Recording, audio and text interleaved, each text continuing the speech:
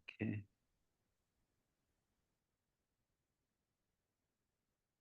Well, kind of a weird time, right? After the inauguration of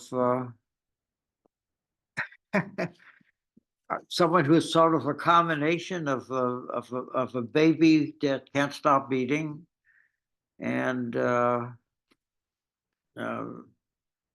probably one, not the only, but far from the only, but one of the most sociopathic presidents we've ever had. Psychopathy runs through politics. It's not a new thing, and but there's degrees of it and qualities of it, and whether Satan is offset a little bit by the hunger for goodness also, and it may, who knows, maybe part of the myth of Satan should be that there's a hunger for goodness that he can't attain. He can't be good. He can't attain the vision of the good. That's sort of like Thomas Aquinas. We have tastes of the beatific, but we won't have the beatific now in its fullness. But we get full tastes, but it's not the thing itself, according to Thomas. That comes, if you're, I won't, if you're lucky and you go to heaven or whatnot. But there's all kinds of back and forth about it because I don't know. You had the good angels and the bad angels, according to the myths and the stories too. And one of the things in the Talmudic things is human beings are better in a sense than angels, or more in a sense than angels, because angels can't be bad. They don't have a choice. But what about the bad angels? Do they have a choice? Does Satan have a choice? He envied the good ones. He envied the ones that God loved more, or some. It doesn't. It's been quack. It's been psychopathic since the beginning in some way or other. Not the only thing. There's schizoid, psychopathic, hysterical, communal, collective, all the things that Henry Elkin talks about in his articles, and for the infant in the beginning of life as we're developing. But here we are, and it has consequences because it's nicer to live in a more peaceful environment than in a more warlike environment, at least for Well, most of us. What's that? What's that? how do you cure the psychopathic? How do you cure? We're working on it for thousands of years. uh, we don't know. Winnicott says that we don't know. And we don't know how to. Human beings have been working to try to make life better for ever since the Paleolithic age, the Neolithic age, the ancient, the medieval, the Renaissance, and the Romantic, and here we are. God knows where we are now. Jacob's book, The 21st Century, you could read poetry about our predicaments, and that's, but it's so far it's not been solved. But then you have Voltaire's Candide, and you have Goethe's Faust, and they end up saying, after all the horrible things that go on, and this Voltaire gives up, this is the best of all possible worlds, that the other worlds are even worse. So our badness is not as bad as it could be. But we're getting there. We're learning. And he ends up, as you know, I say it over and over, tend your garden, tend your garden. We have garden image that runs through it from the garden, the Garden of Eden, which was not supposed to have evil in it, but obviously that wasn't true. It wasn't paradise at all. It was like, oh my God, we're put in the Garden of Eden. Now we have to make choices. And what kind of choices? It's not fair. So the myths are the myths about, And Dante is cool because you have hell, you have purgatory, and you have many, many, many, many, many heavens, many heavens. As you know, I saw D.T. Suzuki talk years and years ago. He and about seven heavens in Buddhism, seven heavens in Buddhism, and the infinite. It's infinite. It's infinite. There's no end, and the beginning never stops. Beginning, learning to begin again never stops. It's here's let me let someone else. So we'll see what happens, how bad it is, and how we survive it, and what modes of But I was going to say, Arlene asked about how do you cure a psychopath? How do you cure anyone? How do you cure anyone from anything? It's not so simple. And but Winnicott does talk about that one of the elements of the psychopath is that they lost something good. There was something that they had, some beneficence, some surplus, some positivity, which got lost in the process of creation, the process of childcare, in the process of being held as a baby and growing up, and something good got lost, and they are trying to get it back in ways that, as you see, are semi-self-defeating. But some of them make billions of dollars. Some make billions of dollars. What does that mean? And how is it used? And we're going to find out. I make funny things up in my mind, like everyone has, the left brain and the right brain. And so I picture Elon Musk as one of the brains, pick left or right, and Bannon as the so Bannon and Musk are two sides of Trump's brain here. So we'll see what else is there. We'll find out how they work together, and we'll see what we do. It's it's not new. It's very old, and we have different. Someone wrote a thing I saw online, was one of the things that's different. One of the things that's different is we hear many people's thoughts as it's happening. People talk online, write online, communicate online. So we hear what people are thinking all over the world almost instantaneously, or some people, or a lot of people, or people who use these mechanisms. So hearing the inner thoughts of people in such a rapid way, in so many ways, is an interesting new thing, and it has consequences. There's crescendo in music, and pianissimo in music, and we'll see what happens. Meanwhile, let me finish chapter 5. What is evil? What is evil? What is evil? We're almost done with it, and we're going to begin this fascinating and horrendous chapter by Bion. One thing, though, if you know how to translate that stained glass poem by Vitriol, the Vitriol is the title, Vitraile. I don't know French, and I've tried to look up translations of it. I'm not satisfied. So if anyone can translate the little passage in chapter 34, it's about the stained glass window. One of the things I get from it, and I like to hear what it actually says, is that there Bion is, to some extent, is affirming, what to call it, the non-literal, the symbolic, the metaphorical, the, I don't know, dimensions of meaning and feeling beyond the literal in some way. Artistry, the vocabularies of the artist. The artists don't do literal things.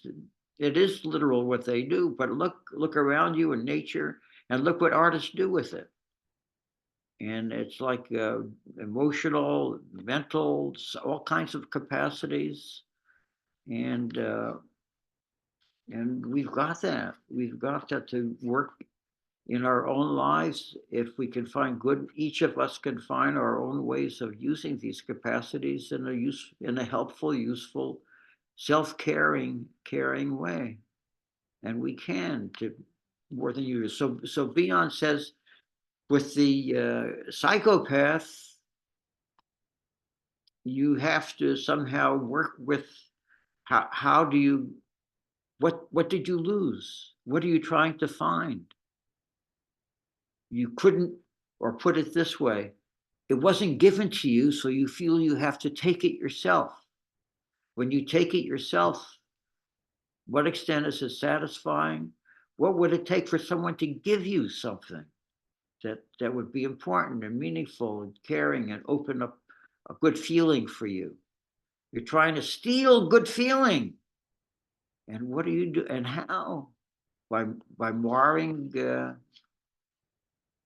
So what do you build, and what do you? So some build very interesting things. They make very interesting industries and interesting factories and airplanes manufactured to it's not a simple matter. It's not just bad, because psychopathic manipulation can also create things.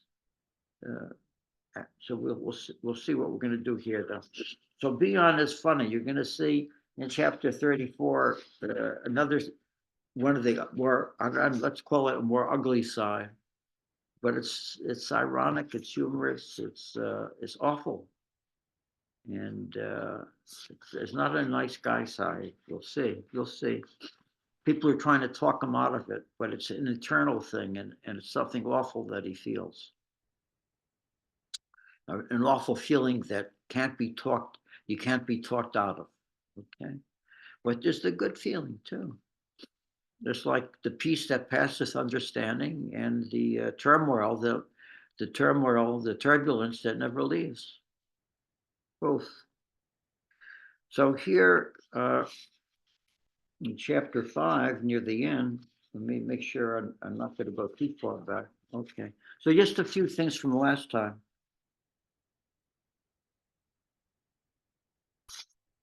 We are in part, let me find this here a little better. My eyes, I see I'm gonna have to get better glasses.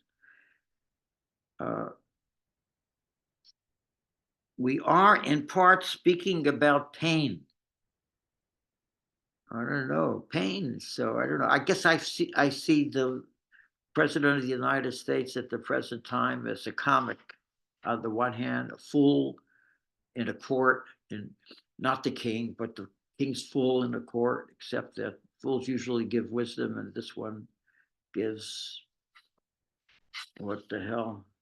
So I see him on the one hand as a fool, and on the other hand as a criminal, as a villain, and someone who can't be who he wants to be. He can't find it. He just can't find it.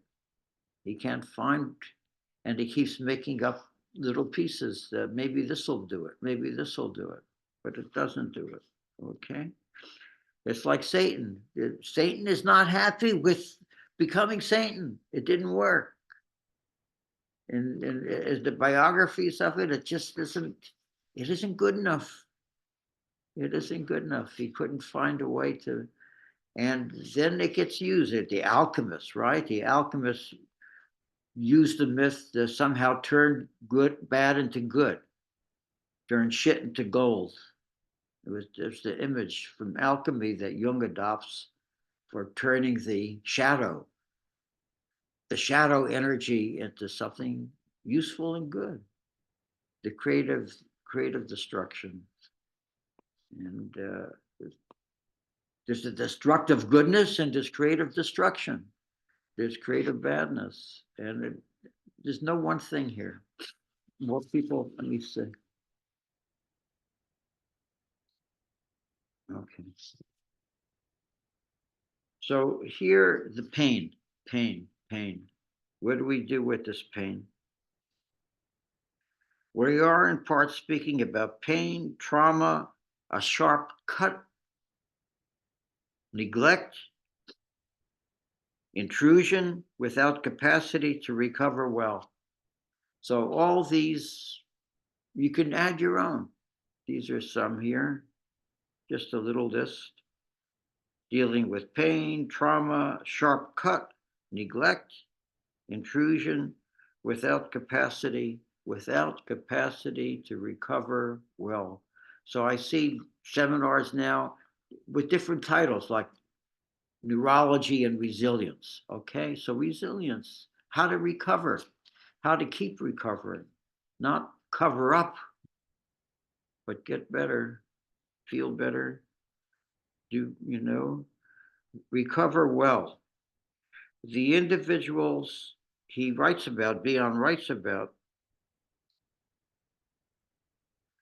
seems to have a very sensitive underbelly and at the same time a rigid exoskeleton. So we talked about this last time, this combination of rigidity and sensitivity. You know, that Reich was doing this with what he called muscular armor around the sensitive neuro world, the nerve sensitive, shutting out the pain from the neuro world with the muscular armor. It's all partial, but it all has its value. The bioenergetic school, Al Lowen, Caracas, and today we have great representatives of the beyond of this bioenergetic. Then the Charlotte Selver with the sensory worlds, feeling the sensory feelings, and now we have so many different kinds of therapies and body therapies and cognitive therapies and drama therapies, and it's all useful. It's all useful for someone sometime. It's not everything. It's not everything. Not everything for anyone, because you're going to have to deal with yourself. There's no way you can have lots of tools, lots of help, lots of things that really do help. Breathing, for God's sakes, breathing is a terrific help. We're sitting with your breath. Oh my God, what peace it can bring. To feel it all through your body. Oh, but in the end, you got yourself to deal with. So violence of a kind that renders one impotent, encased in injury, in the face of which one feels almost resourceless. So there you have another sense of being resourceless in face of the violence done to one, the violence that's going on inside one, let alone what one ends up trying to do. Does one do violent things to express it, to get rid of it, to tone it down, it's delusional. It's delusional how one tries to help with the violence. We have all the peace therapies, all the peace meditations, very helpful. And we have exercises to express and mobilize and channel aggression so that we can feel a certain strength and a certain quietude, a certain strong thing, and it's a certain quietude, so it's variable. Much as I've lost in 89 years, gaining, my wife still asks me to open up the bottle tops that she can't open, or open the door handle that she can't open. So we have, strength is important, and also ability to seek help is important, and to do this all without shame, guilt, fear, and all that, to be able to get along with each other in the ways we can help each other, what our different strengths and needs are. So we got to a point where violence where violence is also used to suppress the pain. Violence is used to some extent to dull, escape the pain, get away from the pain. If one can, but one causes more pain to do it. One causes more pain. Different kinds of aggressive acts, like building a building, that's kind of good. Making a painting, kind of good, and so on. But murder, uh, not good. We'll see what happens. One might say that he depicts elements of post-trauma shock bound by mixtures of lability, rigidity, shock, long since lost in silence, but forceful in everyday life. So that's another name we have. We're that in some way we're also in a state of shock, from the wounds, from the trauma wounds, and how do we, one of the things that Beyond proposes is that our dream life has a digestive function. Our dream life has a digest the trauma, tries to digest the trauma. You get the dream images and the scripts and everything. So does fiction, so does writing, so does art. But a digestive trauma. But then he says about it that the dream system, the dreaming aspect, the limbic system, whatever, all the stuff involved in dreaming, can be damaged, can be toxic, so that the dream life doesn't fulfill this digestive function. It's stuck to. It's stuck to in a trauma spot. So we got problem, and the human race has tried to solve it by drugs. Well, it can help, but it's not going to solve it. They'll cause their own problems, and there's going to be a lot that you have to live with in order to feel the good thing. The good thing's there. The good thing's there, but you may have to live with this and live with that. It's not, which isn't so good. Planet Earth, and it has all this stuff, and all the beauty and all the hurt. So that's what that little part. Beyond feels the capacity to work with emotional life is embryonic. So that's a nice thought. That's a nicer way of putting it, that it's, even though we've been working on it for 50,000, 55, 60,000 years that we're aware of, from the Paleolithic times at least, and then there's all the times before that, that all that we've been aware that we've become aware of little by little. I mean, it's nice to think it's still embryonic. After 55,000 years and more, it's still embryonic. Our psychic life is called, to use Socrates' term, that there's some way in which we're all midwives for the evolution and birth of our psychic world, psychic universe, psychic experience, emotional experience. That one of the Socrates used the term that he was a midwife. He was a midwife to mediate birth of psychic reality in a better way, not in beating up everybody, or whatever it is, but in some way to go farther, an elementary and evolutionary challenge. I have a book called The Challenge of Being Human. The challenge of being human, the challenge of being you.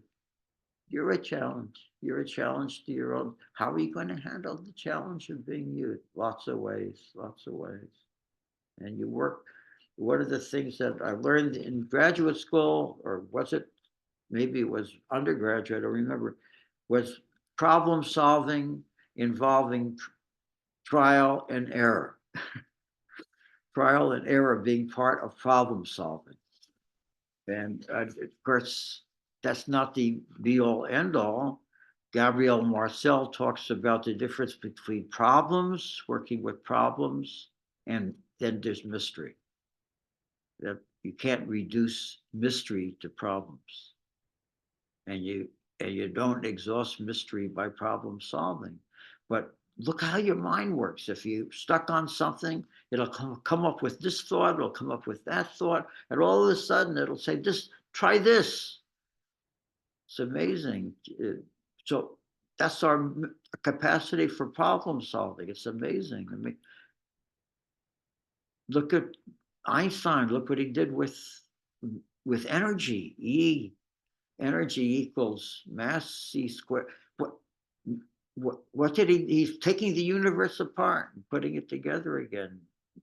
The energy's been through all the energy's been through with us from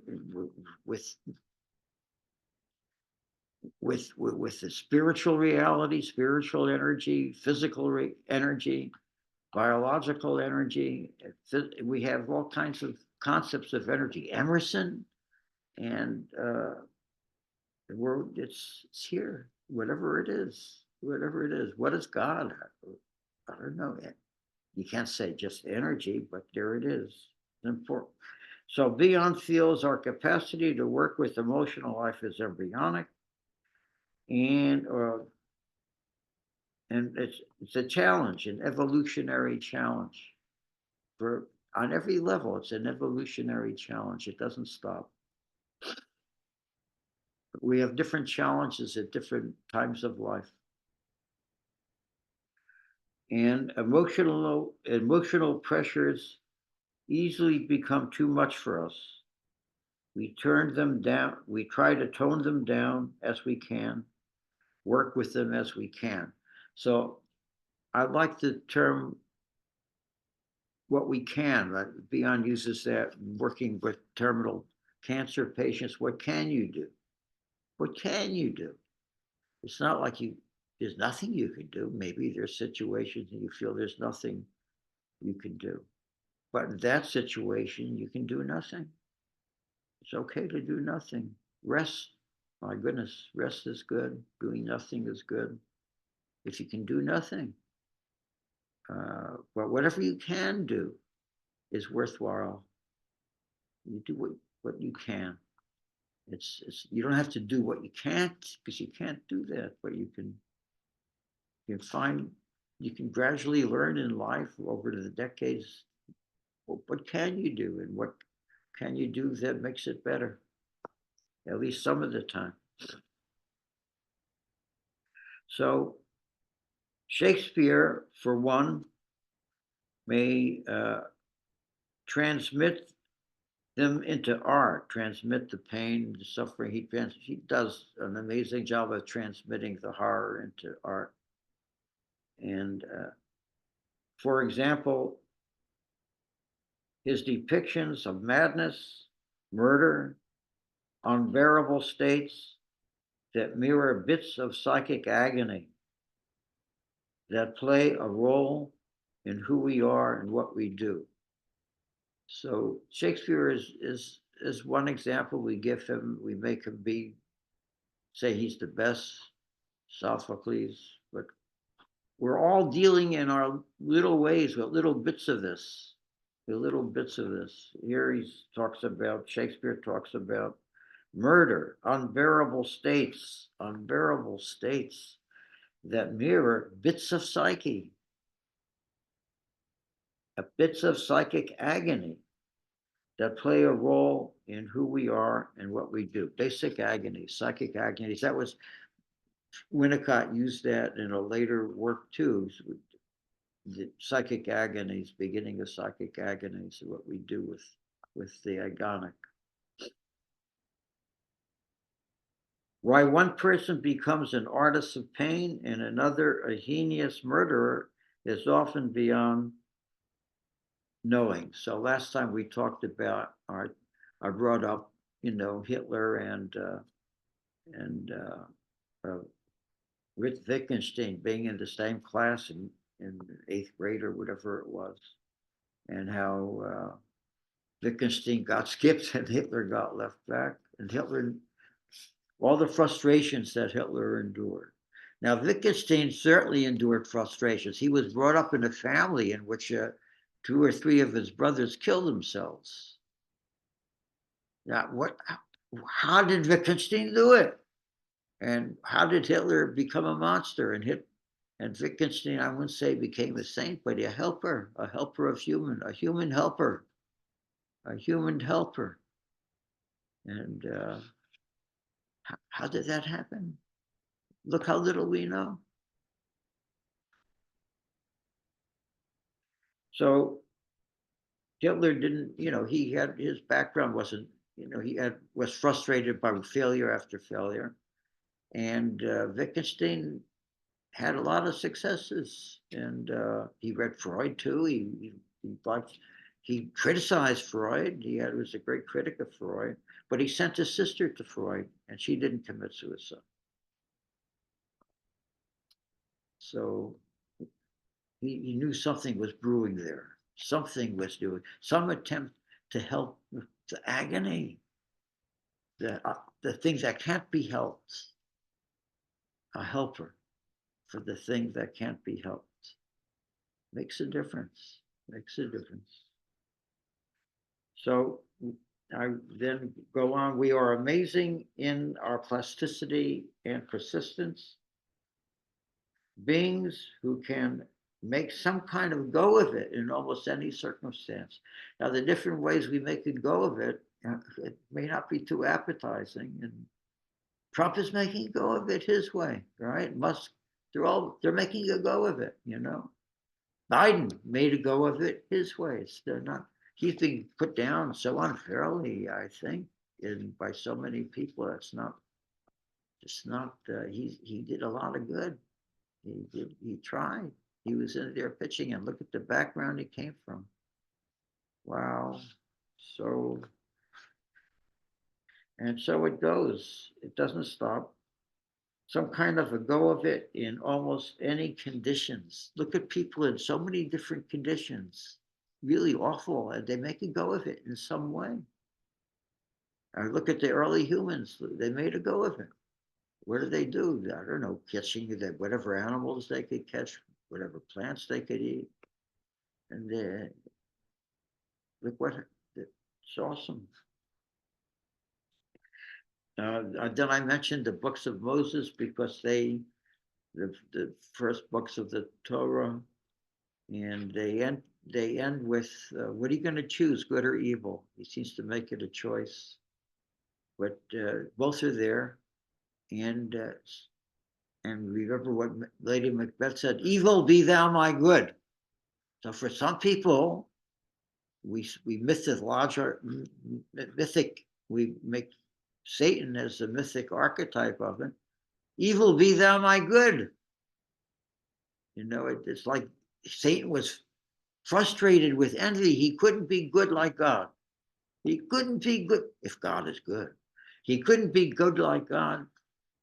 So he did what he could do. Evil be thou my good. Okay. And Lady Macbeth didn't work too well. She didn't end up too well herself. It seemed to poison her. System. You don't know. Anyway, the books of Moses ends up with a problem, with a question. What are we going to do with this? How? It's interesting that, most people know that so much of the early laws of the Torah were written by a non-Hebraic, right? Because Moses married a non-Hebraic woman. And he got help, and the Lord told him to get help from your wife's father. So they weren't Jewish, they weren't Hebrew. And he helped Moses organize laws in a way that might work. And so this goes on. How are we going to learn how to help each other with good things? So many of us may want to wish evil and death away, of course. Would be nice. Not what would it be like to live in a world that didn't have evil and death? So it's not nice. Wish evil and death away, and some become destructive, and in face of destruction, as did even the God of creation. All right, he was disappointed, so he created a flood to kill most of humanity. Wow, wow, wow. Good God, good God. Wow. Hey. So I like Jim Grotstein's stuff, how it's just, taking everything with a grain of salt, please. But Jim Grotstein, how the God of the Torah, of the Old Testament, so to speak, was in the paranoid schizoid, Melanie Klein, the paranoid schizoid position, and the God of and Jesus and the New Testament were in the depressive position. So it's so we come to the conclusion that God needs help too. God needs therapy. God needs to find the internal source.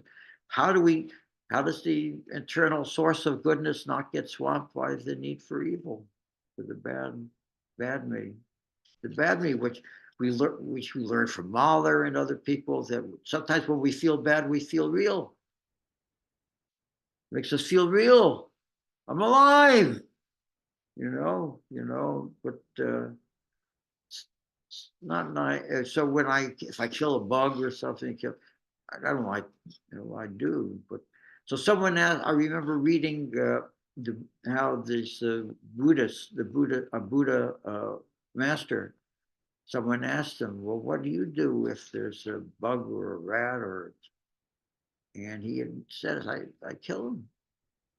And it's not nice to be in a universe where you have to kill to stay alive or kill to get food and nourishment. But here we are. Let's see what we can do. To wish evil away and death away, and some become destructive in face of destructions, like trying to destroy death, trying to destroy evil, or just reacting in an angry way. Because what's it? Rage against the dying of the light. Do not go gently into that good night. Dylan Thomas, the other Dylan. Yeah. So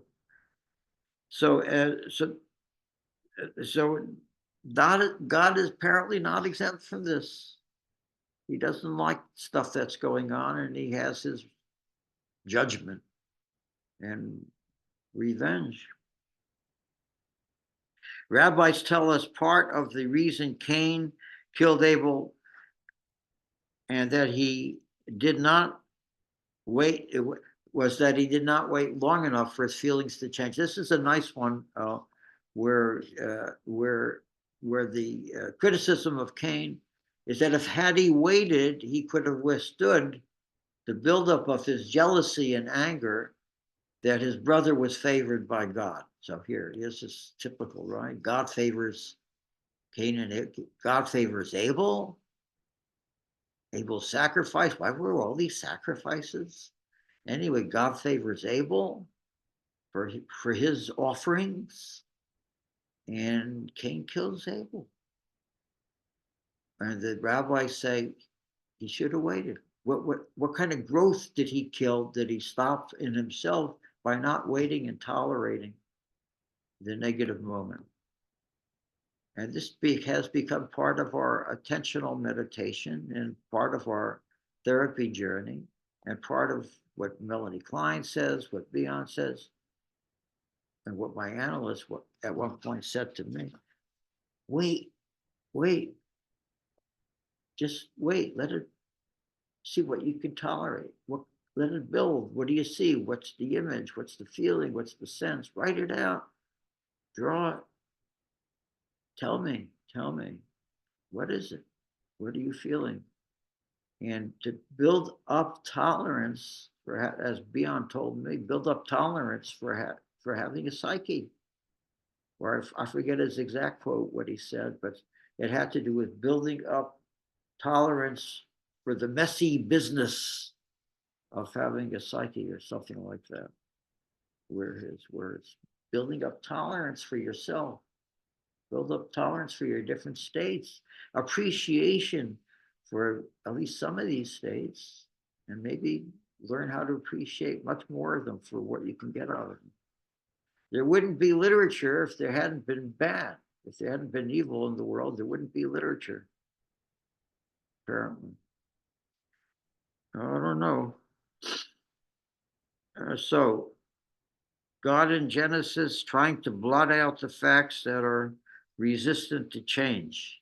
So, patience, wait, feel, or as Bion likes using the word observe. Observe. Don't do anything. Just feel it, learn it. See something can happen. It's good energy, basically. It's energy that can help you. So Cain and Abel was that he didn't wait long enough to let a painful experience become absorbed. He reacted too quickly to a slight that he could not bear. Potential growth short-circuited. Well, it's not that simple. It's not that simple, but up to this point, he short-circuited potential growth by reacting too quickly to pain instead of trying to work with it, find a way to be with it, study it, feel it. Where is the pain? Feel different parts of your body, your sensation, your underneath your muscles. So much goes on. Okay, so he could not let experience build. I guess this is one of the main emphases in Bion, letting experience build. You don't have to do anything. Just be there with it. Become a partner to yourself. Become a better partner. Become partner to your experiential life. So letting experience build, that's the main emphasis in Bion. I suspect human beings have made intermittent attempts to build more of an emotional digestive system over the past several thousand years, an attempt that has a long way to go. So that's one of our vocations. How do we help mediate, support the building of an emotional digestive system? We've been doing it with so many different ways, but hey, this isn't heaven, as St. Thomas pointed out. It's planet Earth, and we've got to work with the materials at hand that we have in real life in planet Earth. So, an attempt that has a long way to go.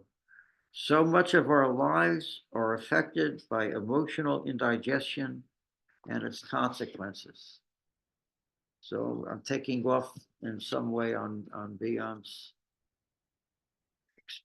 how do we digest our experience and how do we live with our emotional indigestion without doing too much harm? Without what? Having to murder someone? You know, how can we turn that emotional indigestion into mutual help, into help? How do we live with ourselves? It's an ancient question that people have been writing and talking and teaching about it for thousands of years. How do we live with what we got? And how do we build? So what did Cain do? That's kind of an amazing story. You know, you can go over it a billion times. It's so God put a mark on him. Shouldn't hurt this guy. And Cain who couldn't somehow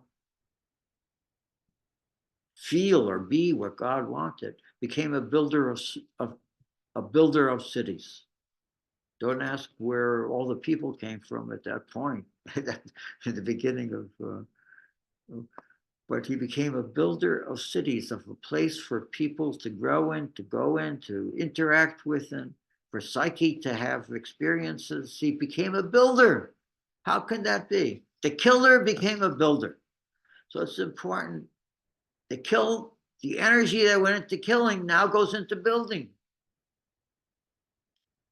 It wasn't a repentance the way Melanie would talk about it, or Yom Kippur, or Rosh. It wasn't, I feel sorry and I'm going to repent.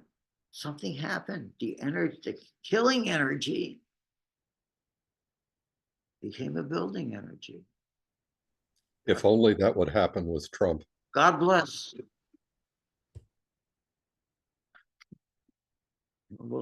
We're going to see. I think he's just too immature, but we'll find out if something can happen in this current situation. It didn't seem to do the trick last time, and this time much more damage could be done. And we gotta have guards. We have to have people who are going to fight that. We're going to guardrails. We'll see. We don't know. Now we can learn too. How did this happen? What's going on? What does it say about us? I've taken to in certain instances, and when someone acts a certain way, someone who's complaining about someone acting this way or complaining about someone acting that way, I say, oh, he's being Trump-like. The Trump-like part of his personality is coming. What is Trump going to teach us about human psychopathy? What can we learn from this experience? God help us. I don't know. I'm not going to put it that way. I can't do that. But because I wish it weren't. But since it is, it's almost when Trump got elected the first time, it seems that a lot of the Chabad, a lot of the Orthodox Chabad people were pro-Trump because he made Jerusalem the capital. I don't know. He did things that pro, and so I wrote a rabbi who wrote about this in Israel, and he actually said it back to me. He says that God didn't want him to be president, he wouldn't be president. I was horrified, absolutely horrified, that you can justify things that way. And but a variation of it that's in my mind is when you look at him, you could see things that the human. How are you like that? You have any elements that are Trump-like, and what can we do about them? So I don't know. So that came up in a session recently where someone was talking about someone, and I said, he sounds Trump-like, and that seemed to be helpful because you saw the psychopathic element.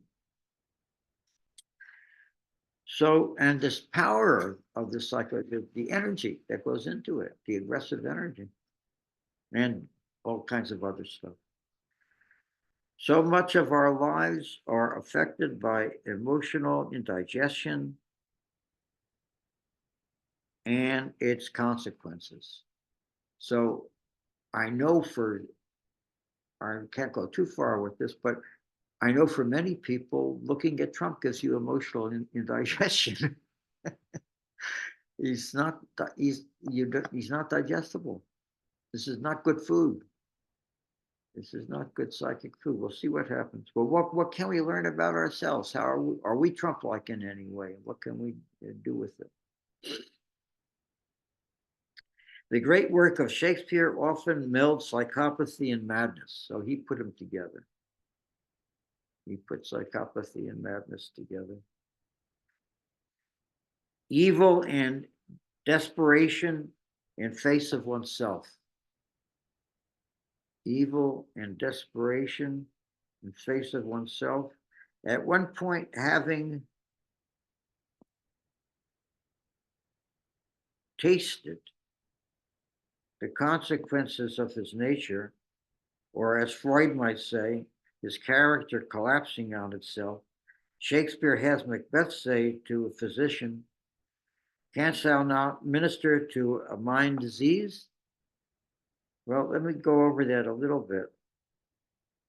It's I somehow somewhere along the line got the idea that we have psychic taste buds, psychic taste buds, that we taste each other's psyche. We can, it's like we have, like our tongue tastes different qualities of food, difference between French cooking or Indian cooking or whatever, all the tastes, Italian cooking, all the tastes. We have psychic taste buds, and we can taste each other's psyches in different ways.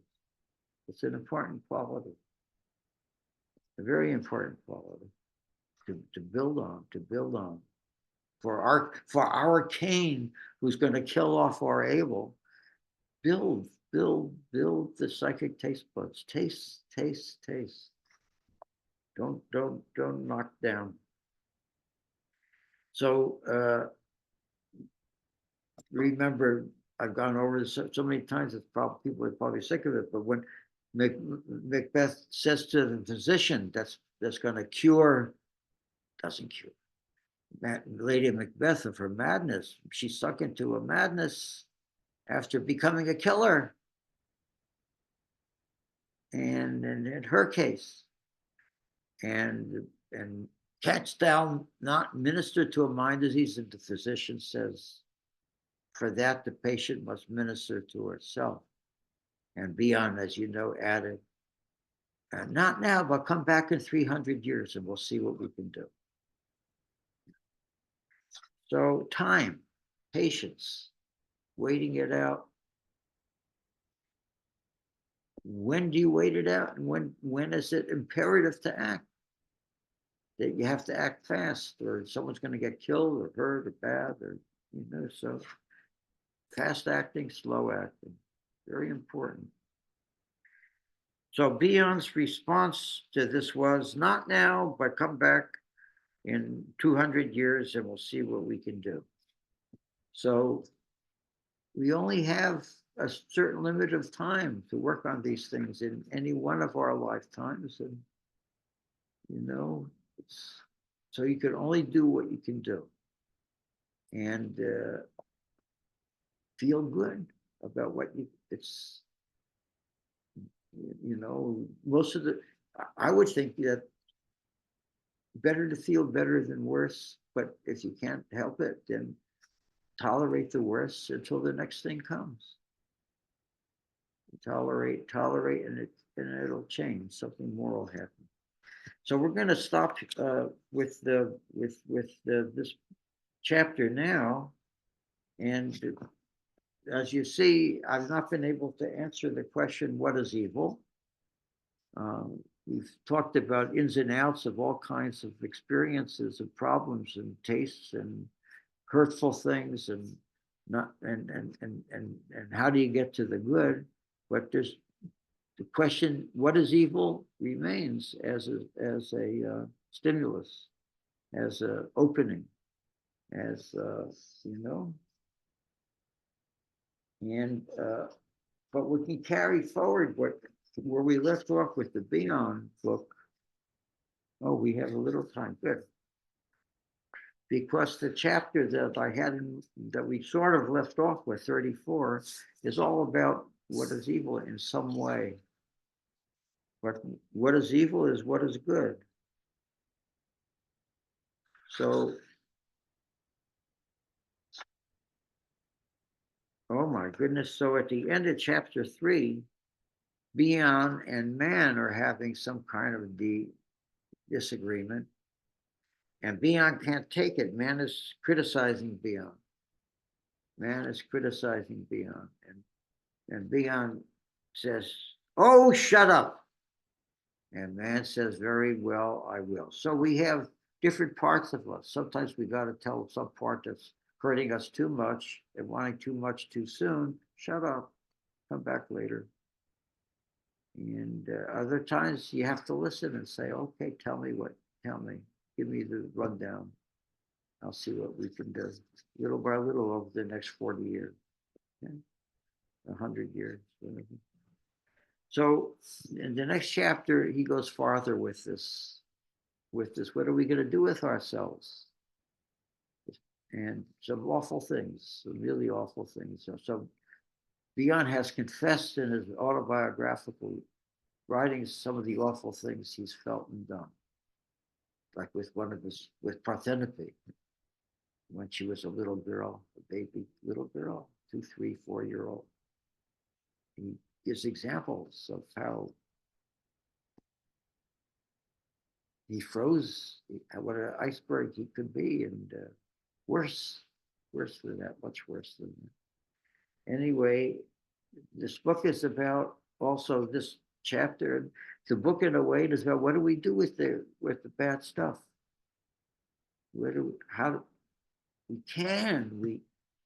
God's love, God's mercy, we put it all on God, as Freud says, projection, and God's punishment and judgment. So what do we do with it? And how do we access the good in face of the bad, and further the growth of ourselves, more psychic growth? So here, 34 it has some ugly parts. Anyway, it starts with Rosemary, and you know when in that discussion earlier where they were talking about the growth of the cortex, the human cortex, which we would learn in school, separates us from the rest of the animals, is our particular growth of the cortex. Not the only thing that separates, but it's an important part. And Rosemary, this is Bion. He's a satirist. He's ironic, and he's a beatific person. Both. How can it be? But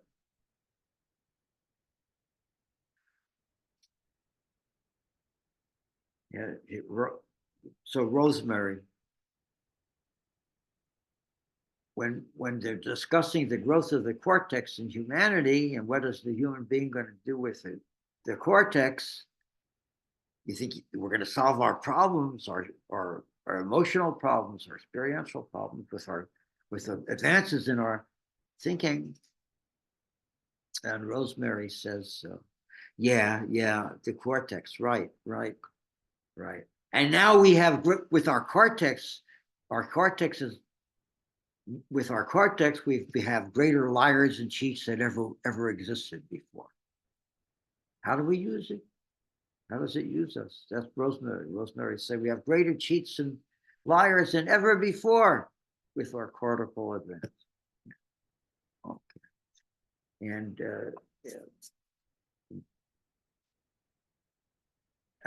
in Hindu thought, I was taught by Marie Coleman Nelson that the trickster is a positive force. The trickster is a positive force. So how do we use these things positively? We'll see.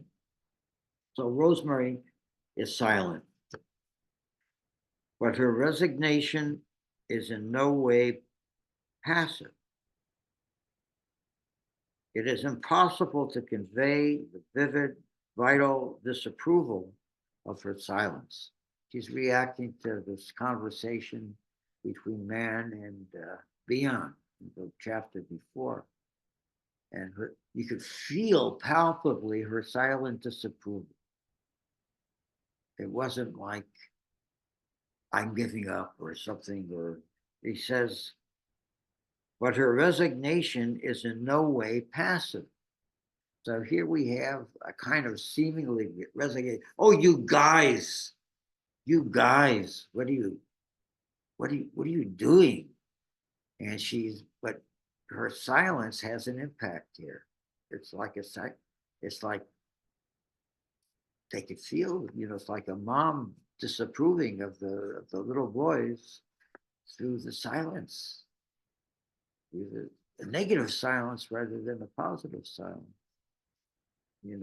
You're too bad for me to even talk to. You're too bad for me to even bother to talk to. What good would it do to even talk to you guys? Rosemary is silent, but her resignation is in no way passive. It is impossible to convey the vivid, vital disapproval. So the force of disapproval is humongous here. The force of disapproval. I approve, I disapprove. The force of being disapproved of is huge. And the force of disapproval is huge.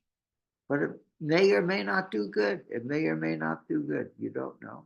What are you disapproving and how and with who and with what quality? It's all variable.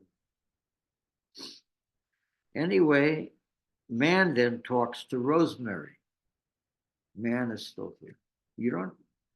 I don't think I didn't see woman in this book. I saw old woman in this book, but the names, the women who are named have an awful lot of impacts. Man to Rosemary. Oh, he does the Arjuna. Arjuna said, you remember, I will not fight. That's so Arjuna in the Hindu, Arjuna, well, you'll see here. And threw down his bow, right? Because he was commanded to fight, to be a fighter. That was his makeup. He was created to be a fighter. You know, Brahma, he was created to be a fighter. Arjuna was supposed to be a fighter. But he didn't, well, you'll see. He threw down his bow. He became a pacifist for this moment. He wanted to become a pacifist. So there you have the fighter part of us and the pacifist part of us. Let's see what happens here for this moment. So he threw down his bow. He did, however, pick it up again, allowing himself to be. He didn't pick it up again by himself. So I should make that clear. He wanted to become a pacifist. In the Upanishads, it's very clear he wanted to become a pacifist. What happened was, and here, and the word persuaded is very light. He was actually commanded, but okay. He allowing himself to be persuaded by Krishna that he did not know everything, and that even in the opposing army did consist of his friends, and even if his friends and relatives and mother or sister was in the opposing army, and love, and even if there were people in the opposing army that loved him, and love was prominent amongst the foes, it was his business to fight. Now he says that he persuaded himself here, so Bion is being a little funny here, because he didn't persuade himself. Krishna ordered him to fight. Krishna commanded him. I didn't create you to be a sissy. I didn't create you to just sit and, jerk off. Get out there and kill the enemy, kill the foe. I created a foe for you to kill him. I created you to kill the foe. And Arjuna gets this insight. What if I don't kill? What if I'm not a killer? He was like the soldiers who ran away from battle. They didn't want to kill themselves, get killed or be killed or kill anyone. They were soldiers who didn't kill and wouldn't kill. Pacifists. And Arjuna wanted to go that direction, but Krishna said, no, you were created, do it, kill. And so I will not fight. But then he persuaded himself. Didn't persuade himself, but this is an important term here. it's can't, none of this is all true. All of it is partly true because we can't persuade ourselves to do everything that we want to persuade ourselves to do. It doesn't work. But we can persuade ourselves sometimes about some things. Persuasion can be used for good things, for bad things, for neutral things, for self-persuasion. But here it's complicated because Arjuna ordered him. He didn't persuade himself. He let himself be ordered by Krishna. This is why I created you. Go out there and fight, or you wouldn't be here at all. Okay. So there's different sides of us, different sides of the pacifist fighting side, the side that doesn't want to, the side that is forced to, that we force ourselves to do things, persuade ourselves to do things, force ourselves. So he did, however, pick it up again, allowing himself to be persuaded by Krishna. What if he didn't listen to the God? What if he said, I want to be a pacifist? Do what you will. But he allowed himself to be persuaded by Krishna, ordered by Krishna, that he did not know everything. So Krishna tells him, you don't want to fight them because, you know, your mother and your sister and people who love you are in the army of the enemy. You don't want to fight them, but you don't know everything. I'm giving you an order to fight them, and you don't necessarily know the reasons why. Your thinking about the war is limited. Your thoughts about the war are limited to yourself. But my thoughts about the war are bigger, says Krishna. Krishna, that he did not know everything. You don't know everything, so listen to me. You do not know everything. And that even if the opposing army did consist, and it did, of his friends, and love was prominent amongst the foes, love, there were people in the enemy that love you. It's not just an enemy. Yeah, there are people that hate you, I'm sure, want to see you dead. Well, what about the people who love you and want a relationship? So it was his business, his vocation. He was created to fight. Krishna created him to fight. And what now he wants to rebel against what Krishna wanted him to do. And so this is a human problem. Who wants what? What side of our personality wants what? What kind of situation am I in? And what kind of response is possible?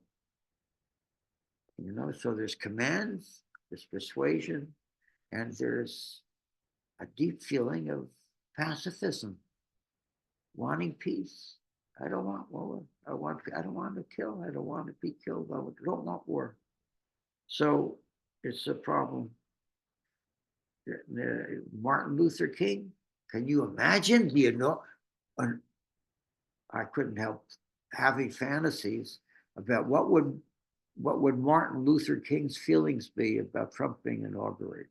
Yesterday was Martin Luther King Day in the United States, a holiday in honor of Martin Luther King, the great pacifist and leader and strong person who tried to make things better. And what on earth would he say about Trump's inaugural day here? That would be, wow, hello. So look how these things come together. So it was his business to fight. This indicating beyond, I hardly like to call him full. So man is talking, and beyond, he's talking to, about, and with, or against beyond. Man doesn't like beyond. He doesn't like beyond. He's putting him down. So this is a part of beyond that doesn't feel liked. It's a part of beyond that does not feel liked, that feels put down, doesn't have the right to live, so on and so forth. So this, including beyond, I hardly like to call him. All right. From his business to fight. This indicating beyond, says man. I hardly like to call him fool.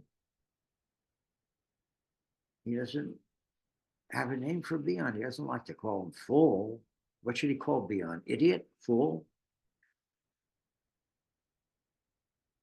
I hesitate to call him fool.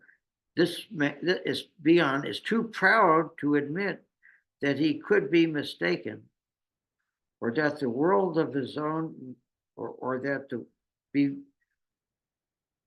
he could be mistaken, or that the world of thought that he inhabits could conceivably be better than the world of his own invention. That is, man is now causing an incision, a division. This is planet Earth. This is the world we live in. This is the world we live in. And he's saying, and what about beyond's invention of his world? What kind of world did Beyond invent for himself? And what's the similarity or difference between Beyond's inner world, his imaginative world, his writing world, his philosophy world, his psychoanalytic world, his child world? What's the difference between that and our planet Earth, the world we actually have to live in, that we do live in? So I hardly like to call him fool, is too proud to admit that he could be mistaken. It's like Arjuna. Was Arjuna wrong? Was Krishna wrong? Who's mistaken? Are they both truthful? They're both mistaken? What is this, a war that never ends? How do we make up? How do we kiss and make up? I hardly like to call him fool, is too proud to admit, too proud that he could be wrong,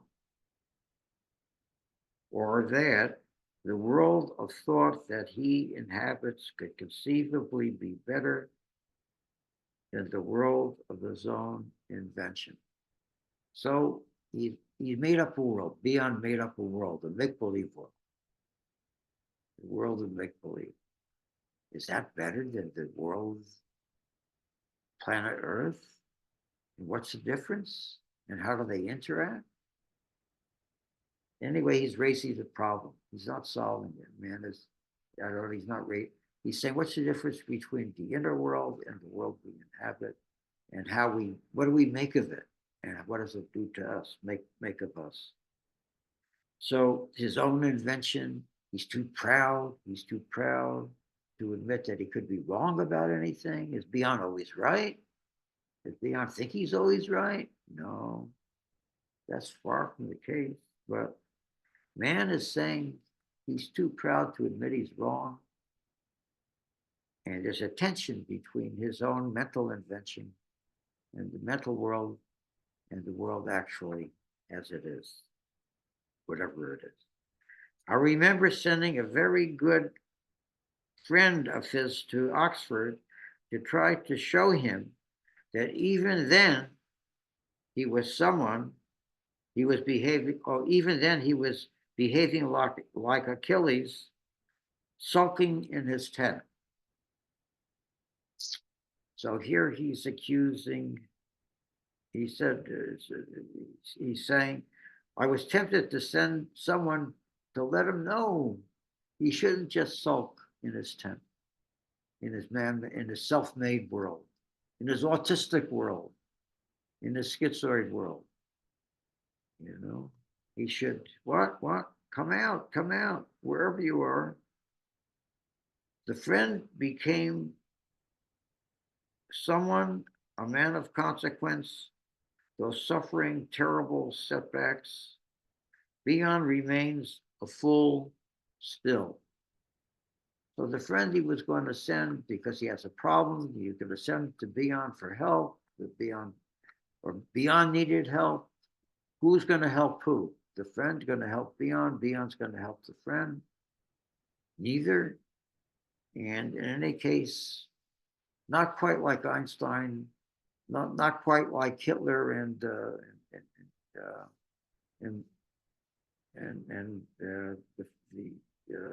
philosopher, not quite like that. But here, he's behaving like Achilles, sulking in his tent. Just sulking, sulking, sulking.